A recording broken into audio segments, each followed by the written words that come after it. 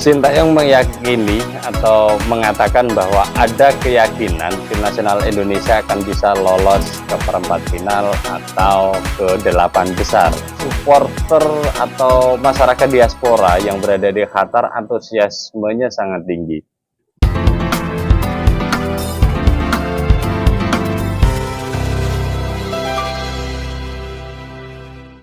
Jelang pertandingan antara tim nasional Indonesia melawan tim nasional Yordania U23, pertandingan terakhir babak penyisihan di grup A kejuaraan Piala Asia U23 di Qatar 2024 ini yang akan diselenggarakan pada tanggal 21 April 2024 ya.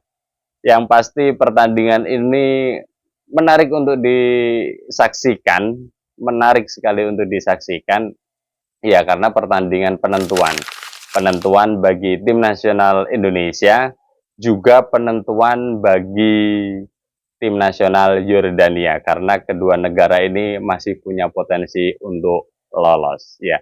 Saya akan update beberapa informasi, ada 4 informasi yang ingin saya sampaikan ya pada kesempatan ini.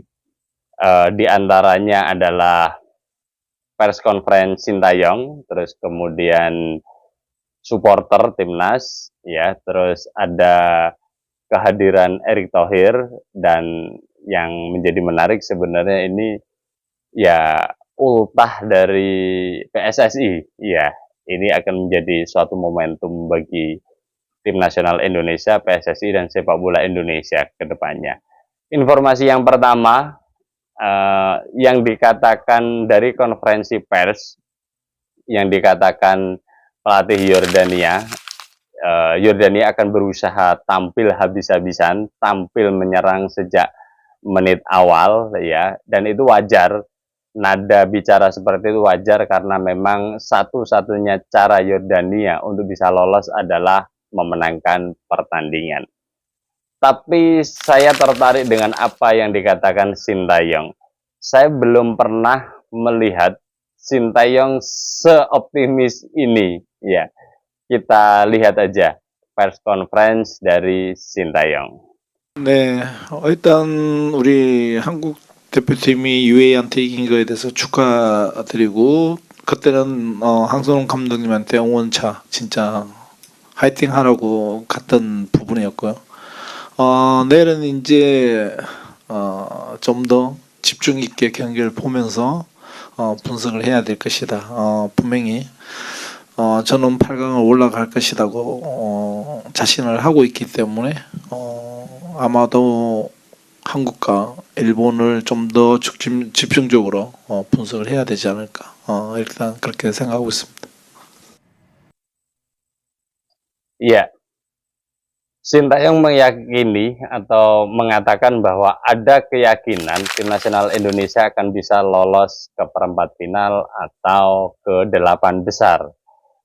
Nada bicaranya pun full senyum ya, dan tidak ada tekanan sedikit pun. Jadi kepercayaan yang tinggi dari Sintayong ini ya membuat kita semuanya lega. Artinya Sintayong sudah mempersiapkan timnas ini untuk laga pada tanggal 21 April nanti. Lebih dari itu, ternyata Sintayong tidak hanya fokus pada pertandingan melawan Yordania, lebih jauh dari itu. Sintayong sudah mengamati ya video-video pertandingan baik dari Korea Selatan atau Jepang, yang memang kedua negara itu akan menjadi salah satu lawan dari tim nasional Indonesia guna menyongsong pertandingan di 8 besar. Iya, menarik, saya pikir menarik. Dan Sintayong penuh optimis ya.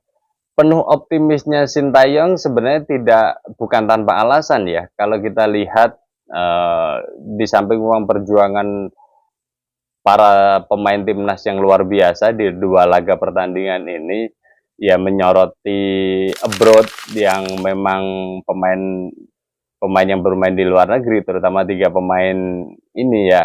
Laga pertama ada Ivar Jenner, terus kemudian Nathan baru datang ya dari Belanda, dan hanya bisa dimainkan pada babak kedua. Pertandingan kedua melawan Australia menarik. Ivar Jenner dapat kartu merah, terus kemudian Nathan bisa bermain full ya 90 menit. Sementara itu si preman Justin Hubner itu karena juga baru datang beberapa jam jelang pertandingan melawan Australia, hanya dimainkan di babak kedua sebagai bentuk warming up-nya lah ya, adaptasi. Nah, pada pertandingan terakhir ini ketiga pemain ini jika Sintayong menginginkan ya, maka ketiga pemain ini bisa dipakai atau bisa dimainkan secara bersamaan. Tinggal nanti strategi apa yang ingin dimainkan Sintayong. Kalau dengan nada positif seperti itu, saya kok ada keyakinan bahwa tim nasional Indonesia juga akan mempersiapkan strategi menyerang. Tapi menyerangnya menarik. Dengan Yordania tampil menyerang, maka ada kelemahan di situ dari sisi tim nasional Yordania. Apa kelemahannya? Kelemahannya adalah permainan menjadi terbuka. Ketika peluangnya menjadi terbuka, ada momentum-momentum ruang kosong yang bisa dimanfaatkan pada saat melakukan serangan. Yordania itu mampu dipatahkan oleh para pemain tim nasional Indonesia. Dan itu akan menjadi peluang tersendiri jika counter attack atau serangan balik yang bisa tertata rapi oleh tim nasional Indonesia bisa dilakukan ya. Itu terkait dengan jika Yordania memang tampil menyerang. Akan tetapi jika pun tetap menjaga keseimbangan Yordanianya, tim nasional Indonesia sebenarnya sudah membuktikan, menunjukkan saat melawan Australia sepanjang babak pertama Indonesia pun bisa tampil menyerang dengan komposisi pemain yang ada. Nah, pada saat melawan Yordania, tiga pemain ini bisa ditampilkan secara bersamaan dan itu akan menjadi kekuatan lebih sempurna, saya pikir. Ya, terlepas dari lini tengah nanti siapa saja. Kalau Nathan sama Ivar Jenner diduetkan itu juga sesuatu yang bagus. Sesuatu yang bagus, atau Nathan bisa didorong ke gelandang serang, itu juga gelandang serang kiri ya, atau sayap ya, sayap kiri itu juga sebenarnya bagus. Atau kemudian karena dua pertandingan kemarin ketiga center back kita juga bermain luar biasa loh ya. Terlepas dari Komang ada beberapa kesalahan ya, akan tetapi secara overall sebenarnya permainannya cukup menarik. Ferrari, Rizky Ridho, dan Komang sudah padu di lini belakang. Nah, memungkinkan tidak Justin Hubner akan menjadi atau menggantikan salah satu pemain dari ini, ya itu nanti pilihan Sintayong. Tapi kalau mau menyempurnakan lini tengah, bisa jadi Hubner, Nathan, Ivar ditaruh di tengah, menumpuk di tengah untuk bisa memegang bola lebih lama ya. Terus kemudian di depan yang pasti Marcelino akan dapat satu tempat, Rafael Struijk akan dapat satu tempat, yang lain ya menyesuaikan.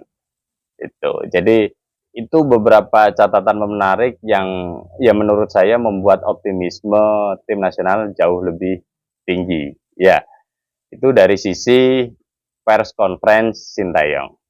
Kemudian yang kedua adalah dari sisi supporter. Saya melihat supporter atau masyarakat diaspora yang berada di Qatar antusiasmenya sangat tinggi. Baik pada pertandingan pertama maupun pertandingan kedua. Kita bisa melihat dari layar kaca ya. Mereka mensupport timnas habis-habisan ya. Suara mereka juga terdengar sayup-sayupnya dari layar kaca. Dan ya ini karena memang stadionnya kan kecil ya. Stadion kecil, jadi suara-suara supporter pun didengar oleh para pemain, dan ini akan menjadi spirit tersendiri. Bahkan ketika kita melihat sorak-sore waktu Hernando berhasil yang memblok tendangan penalti itu, semua penonton teriak Hernando, Hernando, Hernando, dan itu kan akan jadi spirit tersendiri. Bahkan di penghujung pertandingan ya, karena tim nasional Indonesia unggul 1-0, yel-yel para penonton itu juga terdengar ya, sayup-sayup suara Indonesia, Indonesia ya, dan kibaran bendera merah putih, atribut merah putih ya bertebaran di stadion. Dan ini akan menjadi energi tersendiri. Oke. Secara pelatih optimis, terus kemudian secara susunan pemain juga full tim di luar dari Ramadan Sananta. Terus kemudian dari sisi supporter jelas pada pertandingan terakhir saya kok memprediksi penonton akan jauh lebih banyak ya dari timnas ya, dari diaspora masyarakat ya. Dan ini akan menjadi spirit tersendiri. Terus selanjutnya, kalau tidak berhalangan, Ketua Umum PSSI kita itu Pak Erick Thohir akan datang untuk mensupport langsung, datang ke stadion. Dan saya yakin ada sesuatu pasti yang ingin disampaikan Erick Thohir kepada anak-anak, kepada para pemain timnas, kepada ofisial ya, kepada badan tim nasional, terus kemudian pasti memberikan semangat, spirit, dan dukungan moral ya, dukungan moral Erick Thohir ya. Kita bisa melihat dukungan itu nyata ketika tim nasional Indonesia kalah 2-0. Setelah kalah terus kemudian pemain dikumpulkan, apa yang dikatakan Erick Thohir menarik ya. Melihat kecurangan, yes kita harus protes terlepas dari hasilnya ditolak, tapi energi itu masuk ke para pemain sebenarnya. Artinya para pemain tidak sendirian. Ada Erick Thohir, ada PSSI, dan ada dukungan masyarakat yang menyatakan hal yang sama bahwa tim nasional Indonesia dicurangi saat melawan Qatar. Itu hal yang menurut saya sangat baik dilakukan Erick Thohir. Dan nanti saat menghadapi Yordania, pasti spirit itu juga akan disampaikan Erick Thohir. Semoga saja dukungan Erick Thohir datang langsung ke stadion ini akan memperkuat, mempertebal semangat daya juang tim nasional Indonesia untuk mendapatkan hasil positif. Ya, informasi yang keempat, ya, baru saja PSSI melangsungkan hari ulang tahun ke-94-nya, ya. Semoga saja ini menjadi kado yang indah bagi PSSI dan bagi persepakbolaan Indonesia. Kemenangan Yordania menjadi ada banyak makna ya. Satu, memberikan kado spesial bagi PSSI yang ulang tahun ke-94. Terus kemudian ini juga menjadi laga penentu bagi Sintayong ya, sesuai klausul jika misalkan menang ya atau lolos 8 besar, maka sesuai klausul tim Sintayong akan diperpanjang kontraknya. Nah, Sintayong harus membuktikan. Pasti Sintayong juga secara kepercayaan diri dan secara mentalitas ingin menunjukkan kepada publik masyarakat Indonesia bahwa Sintayong layak diperpanjang tanpa ada belas kasihan. Ya.